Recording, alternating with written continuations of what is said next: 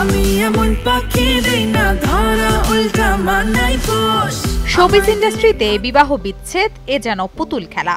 প্রেমের বিয়ে তবুও হয় না দীর্ঘস্থায়ী। কেউ আলোচনার কেন্দ্রবিন্দুতে থাকার জন্য বিবাহ বন্ধনে আবদ্ধ হয়, কেউ আবার একেই পুঁজি করে নিয়ে ক্যারিয়ার গড়ে। বছর কয়েক আগে হঠাৎ করে বিয়ের ঘোষণা দেন অভিনেত্রী তমা মির্জা। হিমাশ চিশতির সঙ্গে বিয়ের 1 বছর শেষ হতেই দুজনের সম্পর্কে ফাটল ধরে। স্বামী স্ত্রী একে অপরের বিরুদ্ধে নানান অভিযোগ আনেন, ঝামেলা গড়ায় আদালত পর্যন্ত। তবে শেষ পর্যন্ত সংসার রক্ষা হলো না তমার। এদিকে বিগত 4 বছর যাবৎ তমার আলোচিত বেশিরভাগ কাজের পরিচালক রায়হান রাফি। এই চলচ্চিত্র নির্মাতার সঙ্গে নায়িকার প্রেমের গুঞ্জন শোনা যায় হরহামেশাই। অনেকেই তো বলছে তমা আর রাফি নাকি সংসারও করছে। বরাবরই সামাজিক যোগাযোগ মাধ্যমগুলোতে তাদের ঘনিষ্ঠতা দেখা যায়।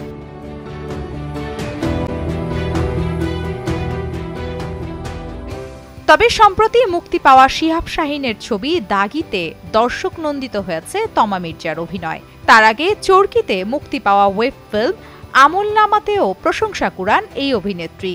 সাধারণ দর্শকের পাশাপাশি চলচ্চিত্র বোদ্ধারাও বলছেন অভিনয়ে নতুন উচ্চতায় পৌঁছেছেন তমা। তবে এরপর আর নতুন কোনো কাজের ঘোষণা আসেনি।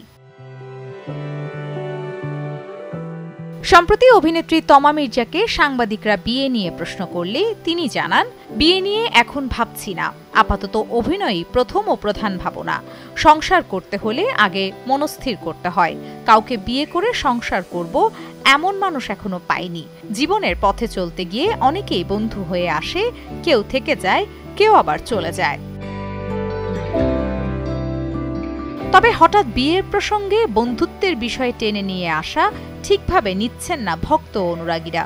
কারণ তমা সবসময় বলে আসছে, আমি আর রায়হান রাফি শুধুই বন্ধু। Namira Ahmed, news desk, channel 9।